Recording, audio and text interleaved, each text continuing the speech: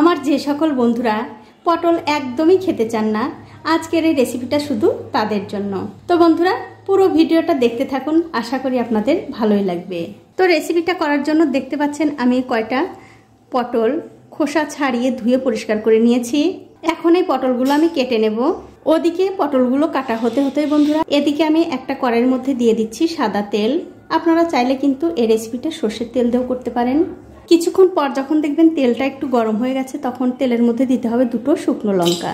তারপর এই লঙ্কা দুটো একটু এই তেলের মধ্যে খুব ভালো করে ভেজে নিতে হবে। দেখুন লঙ্কা দুটো কিন্তু আমি খুব ভালো করে ভেজে নিয়েছি। এ দুটো আমি তুলে নিচ্ছি। আর এই লঙ্কা দুটো কিন্তু আমাদের পরে কাজে লাগবে, আপনারা পুরো ভিডিওটা দেখতে থাকুন। এবারে ওই তেলের মধ্যে দিয়ে দিচ্ছি একটু কালো জিরা আর একটা পেঁয়াজ কুচি,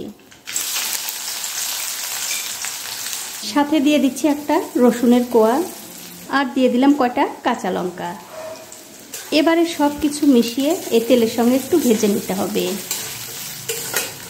দেখুন পেঁয়াজ কিন্তু আমি খুব ভালো করে ভেজে নিয়েছি। এখন এর মধ্যে দিয়ে দিচ্ছি স্বাদ মতো নুন আর একটু হলুদের গুঁড়ো। এবারে যে পটলগুলো আমি কেটে রেখেছিলাম সেই পটলগুলো দিয়ে দিচ্ছি। তারপর গ্যাসের ফ্লেমটা লো টু মিডিয়ামে রেখে এই পেঁয়াজের সঙ্গে পটলগুলো একটু ভালো করে ভেজে নিতে হবে।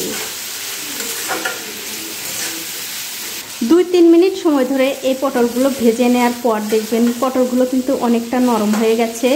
আর বন্ধুরা এই রেসিপিটা কিন্তু আপনারা পাকা পটল, কচি পটল সব ধরনের পটল দিয়েই করতে পারবেন, কোনো অসুবিধা নেই, খেতে কিন্তু ভীষণ ভালো হয়। তো এরকম করে উল্টে পাল্টে এই পটলগুলো আমি আরও একটু ভালো করে ভেজে নেব। তো এই দেখুন বন্ধুরা পটলগুলো কিন্তু আমি খুব ভালো করে ভেজে নিয়েছি। এর চেয়ে বেশি ভাজার দরকার নেই। এবারে গ্যাসের ফ্লেমটা বন্ধ করে দিয়ে এরকম গরম গরম ধোয়া ওটা গরম ভাতের সঙ্গে খেয়ে দেখতে পারেন, খেতে কিন্তু ভীষণ ভালো হয়।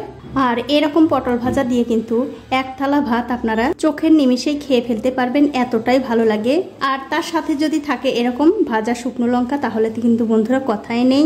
তো বন্ধুরা আমার আজকের এই রেসিপিটা আপনাদের কেমন লেগেছে? যদি ভালো লেগেই থাকে অবশ্যই একটা লাইক, কমেন্ট আর শেয়ার করতে ভুলবেন না।